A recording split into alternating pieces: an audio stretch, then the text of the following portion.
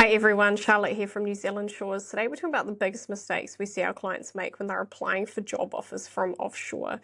So for the vast majority of our clients, they actually do require a job offer before being eligible to apply for either a work visa, which would be an Accredited Employer Work Visa, or a residency visa. Now, a number of our residency visas do actually require you to work in New Zealand for a period of time on your Accredited Employer Work Visa before you can go on to be eligible to apply for residence. So the job offer is really the crucial part of the process for anyone who is looking to migrate to New Zealand as a skilled migrant. New Zealand Shores has been around since 2009, and in that time we have literally helped tens of thousands of families migrate, and a large proportion of those is under skilled employment categories. So all of those people, in order to migrate to New Zealand, required job offers. So we have a pretty good idea of what we see people do right and wrong in the process of searching for employment in New Zealand. The first one that we often see crop up is that people don't understand what their eligibility is to migrate. So a big frustration point for a lot of employers is that they get a lot of applications from offshore. However, a lot of those people either do not know what their visa eligibility is, they don't know how long it's going to take them to get to New Zealand, they have unrealistic expectations from a New Zealand employer, or they just have no idea what that process looks like. And that is an immediate red flag to an employer, because they can't look at you and say, yes, I know you're going to get your visa and you're going to get here. So that is where working with someone like a licensed advisor can be really helpful, because we can provide support documentation to you which says you are working with us, here is your advisor's details, these are the visas you are eligible for, and this is how long it's going to take you to get here. So that gives an employer confidence that you will actually get your visa and be able to turn up in a reasonable time frame and start work. The second one we see is that people don't do enough research either about the job, the company, or the location they're migrating to. So a really good example of this recently is we had a client who was interviewed by a company in Hawke's Bay region, which is a smaller region on the east coast of New Zealand, and the employer said, why do you want to move to Hawke's Bay? Now this person had done no homework around where Hawke's Bay was, what the lifestyle was like, what the major cities were like in that area, and so the employer was immediately turned off because they just knew this person had been firing out hundreds of job applications without actually doing any homework.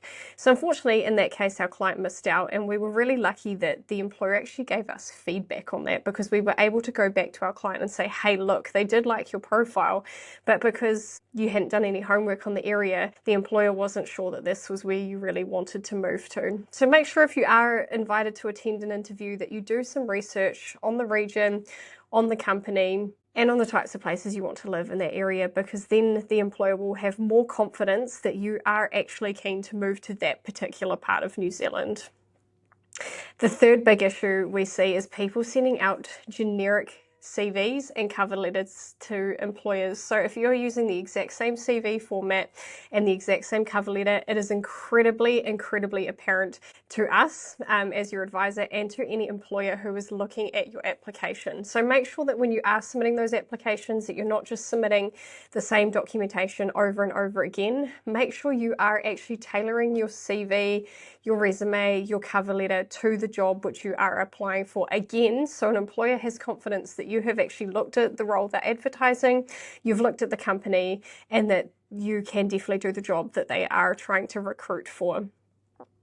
So those are kind of the top three mistakes we often see people make. New Zealand Shores does offer what we call a job search support package. And what that includes is, whilst we don't go out and look for jobs actively for you, in some cases we can connect you with employers and recruiters. However, we do provide you with your New Zealand job search strategy. So we do identify recruiters and employers who may be good for you to approach. We provide you with a cover letter template which is designed for the New Zealand market, so you can go and tailor accordingly as you are applying for your roles. We provide you with a New Zealand formatted CV. Now that is also really important, because in New Zealand employers really only want a snapshot of you. They want you to sell them as quickly as possible you. So they want to be able to look and decipher within no more than 2 pages of a resume who you are, what you've done, what your experience is. So your cover letter is really where you do shine and sell yourself. your CV is more just a presentation of facts. So we provide all of that to you, and we can also act as your New Zealand point of contact. So when you are applying for roles, if an employer has questions or concerns regarding the visa process or how long it's going to take for you to get here or any questions at all, we can actually have a conversation with them about what that looks like for you and what it looks like for them if they were to hire you. If you are interested in proceeding with us, please do reach out. We'd love to hear from you. We'd love to assess your eligibility to migrate, look at what your job opportunities might be in New Zealand, and then get you on the pathway to making sure that you are successful in your job search.